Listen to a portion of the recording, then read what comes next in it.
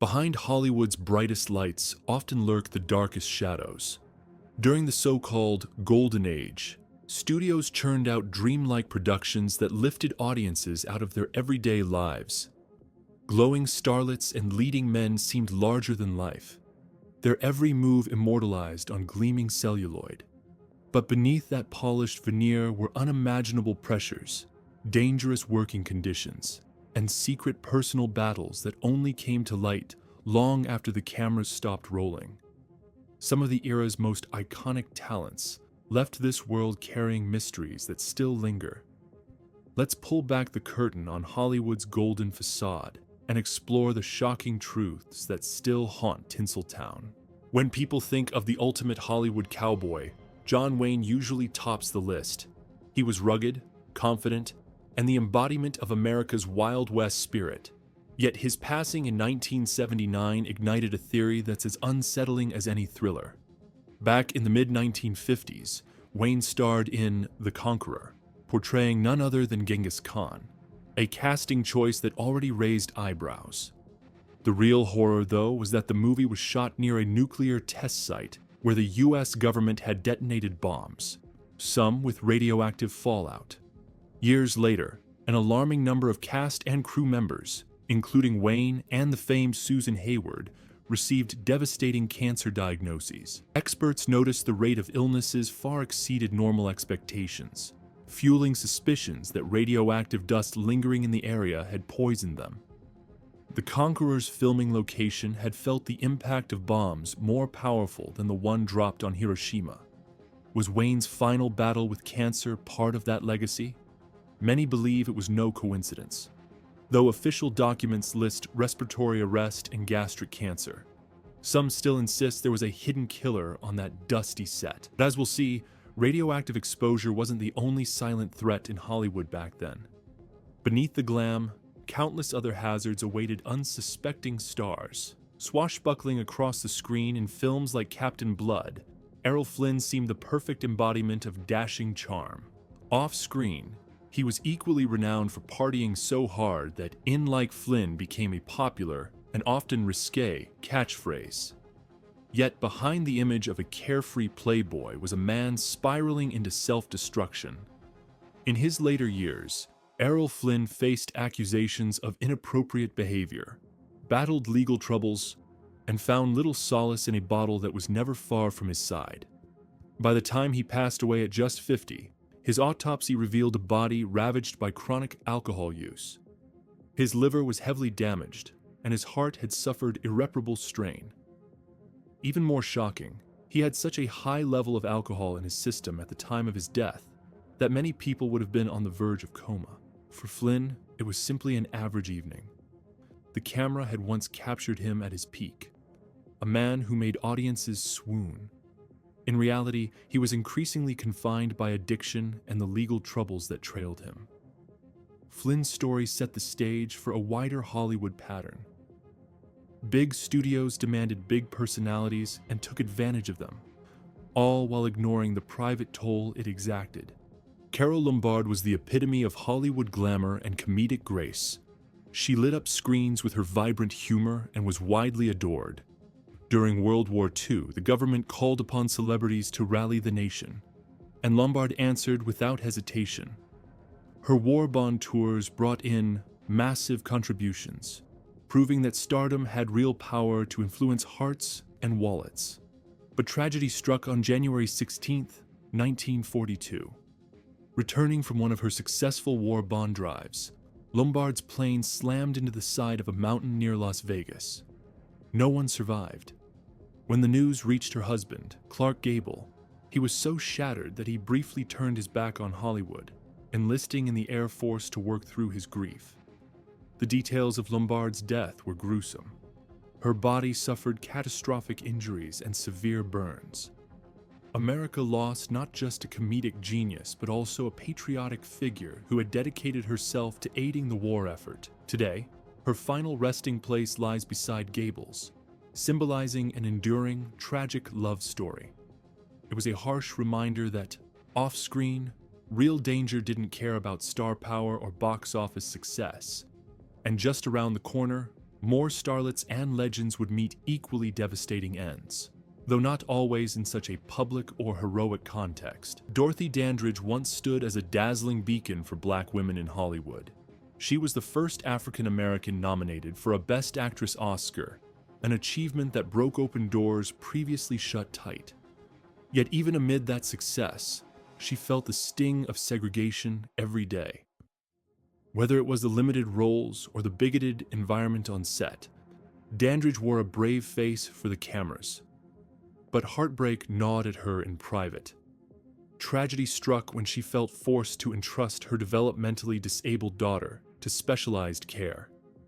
Dandridge never forgave herself, believing it was her personal failing. Desperate for peace, she found only abusive relationships and an escalating reliance on alcohol and pills. She was 42 when she passed, and while her death certificate cited acute drug intoxication, it was initially misreported that she'd succumbed to an embolism from a broken foot. The coroner had to backtrack under media pressure, fueling whispers that her end was as misunderstood as the star herself. Decades later, Dorothy Dandridge is remembered as a groundbreaking trailblazer who reshaped Hollywood's idea of a leading lady.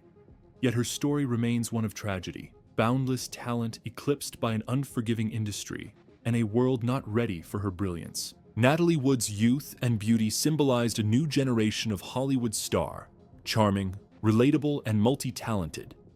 Yet, the details of her drowning in 1981 stand among Tinseltown's most enduring unsolved puzzles. Wood disappeared from a yacht she'd boarded with her then-husband, Robert Wagner, and her co-star Christopher Walken. The next morning, she was found floating in the water, lifeless. Initially ruled an accidental drowning, her case was reopened years later. Bruises on her body raised suspicions. Had she been struggling to climb back aboard, or did something sinister happen before she hit the water?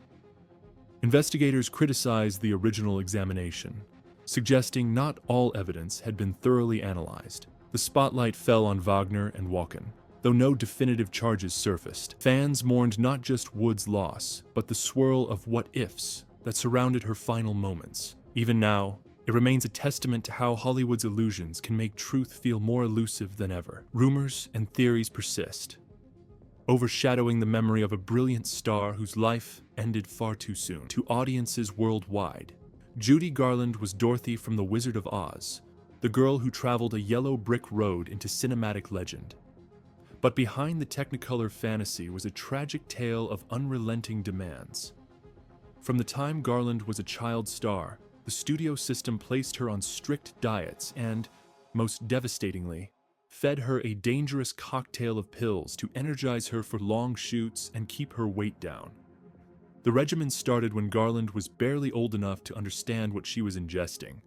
By her teenage years, she was already dependent on barbiturates and stimulants simply to survive her schedule. Over time, the toll on her body became inescapable. In 1969, she was found dead at 47 from an accidental overuse of the same medication class that had been forced on her as a child. No long-winded conspiracies were necessary.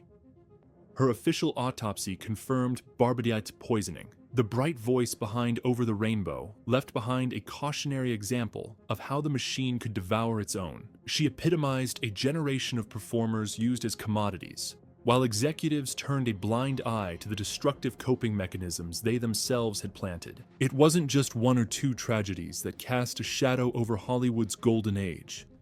There was a collective sense that stardom came with a hidden price tag. Consider Marilyn Monroe, found in her home surrounded by prescription pill bottles. Though her death was deemed an act of self-harm, she effectively offed herself. As the media claimed, suspicions linger about who might have been involved or what she might have known. Conspiracy theories abound, tying her entanglements with powerful figures to her untimely end. Then there's Sharon Tate, the radiant actress who met a violent fate at the hands of a twisted cult in 1969.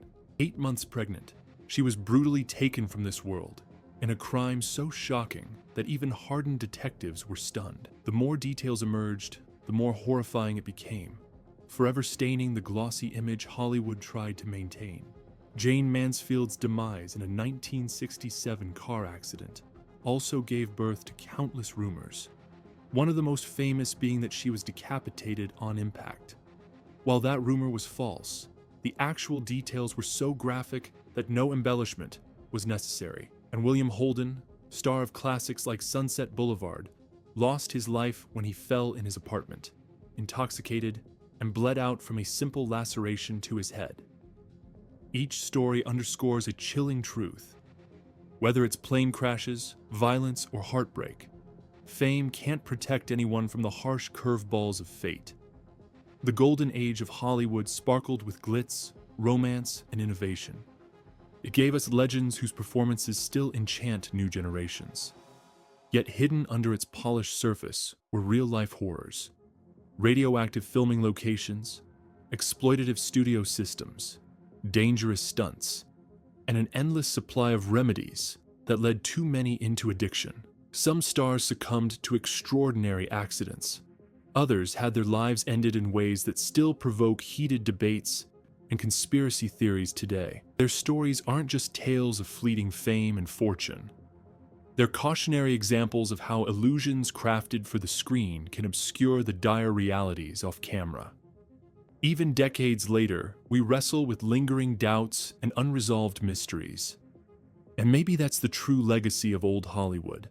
The reminder that, behind every beaming close-up or triumphant finale, there might lie a struggle the public never sees.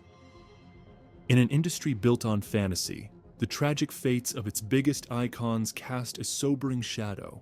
For all the glamour they brought us, they often paid a price that no award or adoring crowd could ever repay. Thanks for joining me on this journey through old Hollywood's darker corners. If you found these untold stories fascinating, there's so much more to uncover. Stay curious, keep asking questions, and let me know which other hidden chapters of pop culture you'd like to see next. Remember, the stories behind the lights and cameras are often more complex and more revealing than any scripted role could ever be. The bright voice behind Over the Rainbow left behind a cautionary example of how the machine could devour its own. She epitomized a generation of performers used as commodities, while executives turned a blind eye to the destructive coping mechanisms they themselves had planted.